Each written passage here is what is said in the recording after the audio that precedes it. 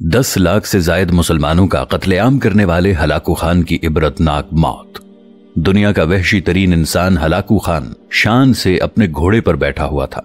चारों तरफ तातारी अफवाज की सफ़ें खड़ी थीं। सबसे आगे हलाकू खान का घोड़ा खड़ा था।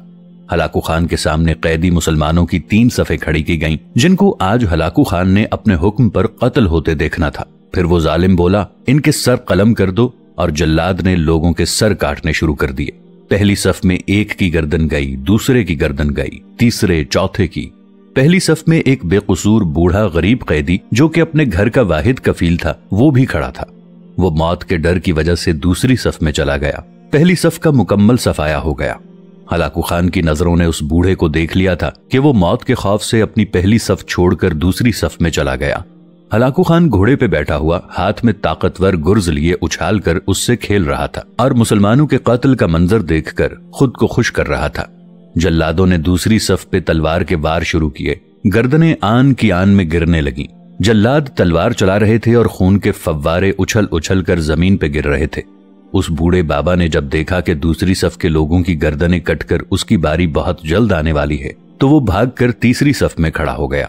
हलाकू खान की नजरें बूढ़े पे जमी हुई थीं कि अब तो तीसरी सफ आखिरी है, इसके बाद ये कहां छुपने की कोशिश करेगा।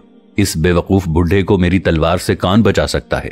मैंने लाखों इंसान मार दिए तो ये कब तक बचेगा? तीसरी सफ पे जल्लादों की तलवार बिजली बनकर गिर रही थी।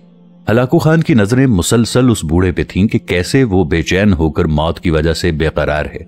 तीसरी सफ के इंसानों की गर्दनें कट रही थीं। जल्लाद बिजली की सी तेजी से उस बूढ़े बाबा की तरफ पहुंचा तो हलाकू खान की आवाज गूंजी, रुक जाओ, इसको अभी कुछ न कहो।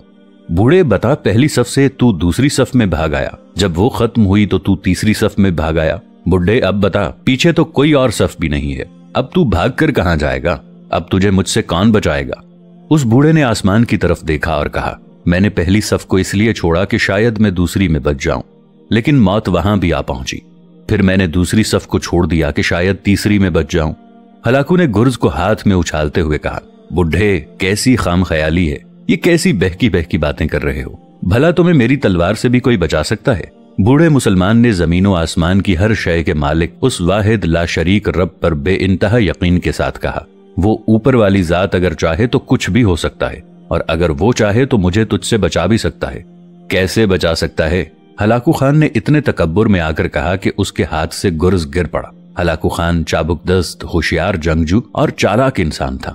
हलाकू खान घोड़े के ऊपर बैठे बैठे गिरे हुए गुर्ज को उठाने के लिए जब झुका कि जमीन पे गिरने से पहले वो इसे हवा में ही पकड़ ले, इसी कोशिश में हलाकू खान का एक पांव रकाब से निकला और वो अपने घोड़े से नीचे आ पड़ा, जबकि दूसरा पांव रकाब में ही फंस कर रह गया। हलाकू खान का घोड़ा इतना डर गया कि भाग निकला। हलाकू ने खुद को बचाने की बहुत कोशिश की। लश्कर भी हरकत में आ गया, लेकिन घोड़ा इतना ताकतवर था कि किसी के काबू में न आया। वो हलाकू खान को पत्थरों में घसीट घसीट कर भागता रहा, यहाँ तक कि हलाकू का सर पत्थरों से पटक पटक कर इस कदर लहूलुहान हो गया कि उसकी रूह चंद ही मिनट में इस तकब्बुर भरे वजूद को छोड़कर जहन्नम रसीद हो गई। लश्कर ने जब बेइंतहा कोशिश के बाद हलाकू खान के ताकतवर घोड़े को काबू किया तो उस वक्त तक उसका सर बुरे तरीके से कुचला जा चुका था। हलाकू का लश्कर उस बूढ़े बुजुर्ग से इतना खौफजदा हो गया कि लश्कर ने उसे जानबूझकर नजरअंदाज कर दिया और वो बुजुर्ग बड़े आराम और सुकून से पैदल ही अपने घर की तरफ चल पड़ा। नाजरीन, मजलूम की आह से डरना चाहिए, क्योंकि जब वो अल्लाह से रुजू करता है तो कबूलियत बहुत दूर से उसका इस्तकबाल करने आती है। अल्लाह हमें जुल्म और तकब्बुर से महफूज रखे। दोस्तों, वीडियो में मौजूद पैगाम अच्छा लगे तो इसे दोस्तों के साथ शेयर जरूर कीजिएगा। मिलेंगे नई वीडियो के साथ, तब तक के लिए अल्लाह निगहबान।